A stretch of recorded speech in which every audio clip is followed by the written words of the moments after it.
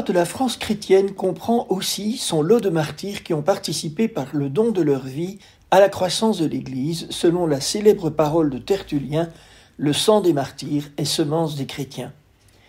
Parmi eux, il y a le groupe de martyrs de Lyon qui ont été exécutés sauvagement vers l'an 177. L'unique source historique qui permet de connaître les événements est la fameuse Histoire ecclésiastique d'Eusèbe de Césarée, qui reproduit in extenso la lettre que les chrétiens de Vienne et de Lyon ont rédigée pour raconter le martyre de leurs compagnons. Cette lettre est adressée aux chrétiens d'Asie et de Phrygie. Nous sommes donc aux environs de 177 à Lugdunum, le nom latin de Lyon, sous le règne de l'empereur Marc Aurèle. Étant donné sa position géographique exceptionnelle, Lyon est une ville commerciale importante, la plus importante de la Gaule de l'époque. En juillet se déroulent des fêtes religieuses païennes qui sont l'occasion aussi d'échanges commerciaux, d'un grand brassage de population et de beuveries festives. C'est durant ces fêtes que les esprits s'échauffent contre les chrétiens, la boisson aidant probablement. On raconte à leur propos toutes sortes de mensonges, des horreurs que la foule crédule avale et propage sans broncher. Les chrétiens se livreraient à des sacrifices humains, ils mangeraient la chair de jeunes enfants, et d'autres calomnies du même genre. Ces bruits se propagent rapidement et la foule commence à s'exciter contre les chrétiens. Elle réclame qu'ils soient poursuivis et punis. La pression populaire est telle que le gouverneur romain est forcé d'agir. Il fait arrêter, mettre en prison et comparaître devant lui tous ceux qui sont soupçonnés d'être chrétiens. Dans cette persécution, selon Eusèbe, 48 martyrs périront. 24 chrétiens citoyens romains, 12 hommes et 12 femmes, sont décapités comme le veut la loi. 18 autres meurent en prison des suites des mauvais traitements qu'ils ont subis. Et 6 vont être soumis au jeu du cirque où ils seront livrés aux bêtes dans le fameux amphithéâtre des Trois Gaules. Le premier à être arrêté est évidemment le chef des chrétiens, le vieil évêque du lieu, Pothin, âgé de 82 ans, déjà faible et infirme. Pothin est originaire de Smyrne, la ville de saint Polycarpe, qu'il a bien connue. Son nom signifie « désiré » en grec. Il est arrivé à Lyon vers 122 et est un des fondateurs de la chrétienté lyonnaise. Au moment de son martyre, il est le seul évêque de la Gaule. Il comparaît devant le tribunal au milieu des injures du peuple. Le gouverneur lui demande « Quel est donc le Dieu que servent les chrétiens ?» Pothin lui répond avec dignité « Tu le connaîtras si tu en es digne. » La colère de la foule se déchaîne alors sur lui. Pothin est battu à coups de pied et à coups de poing.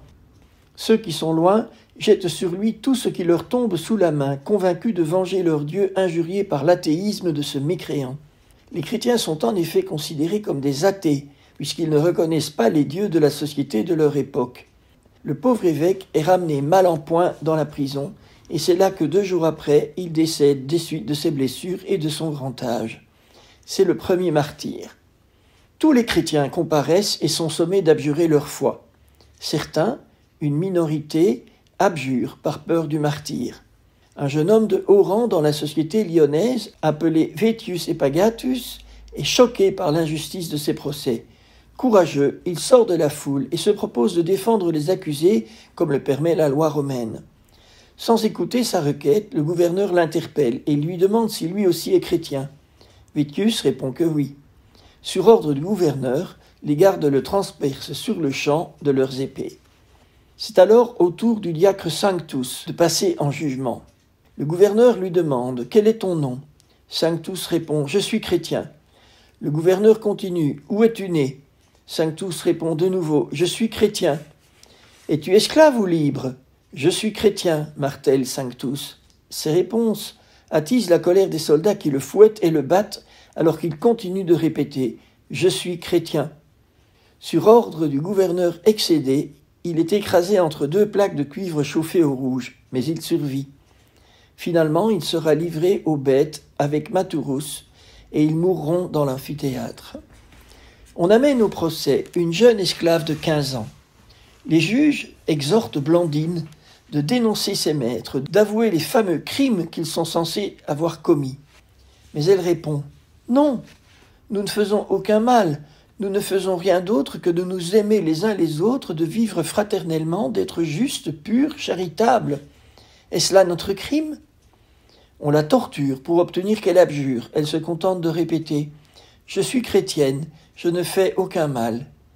En prison, Blandine subit de nombreux sévices, mais au grand étonnement des gardiens, elle survit à tous les mauvais traitements. Finalement, le dernier groupe de chrétiens est emmené à l'amphithéâtre des Trois Gaules pour être mis en pâture aux bêtes sauvages. Une dernière fois, le gouverneur tente une ultime conciliation. Il s'adresse aux condamnés. « Écoutez-moi, vous les athées. Vous les chrétiens, vous offensez nos dieux et vous attirez sur nous leur colère. Jurez simplement par César et je vous relâcherai. » Quelques condamnés, peu nombreux, flanchent et prononcent le serment à César. Ils sont libérés sur le champ. Les autres restent fermes dans leur foi.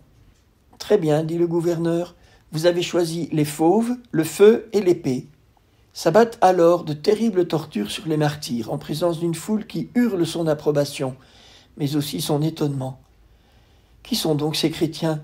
Ils affrontent la mort de plein gré et avec joie. Le chrétien Attal est grillé sur une chaise de fer. Il s'adresse à la foule qui l'accable.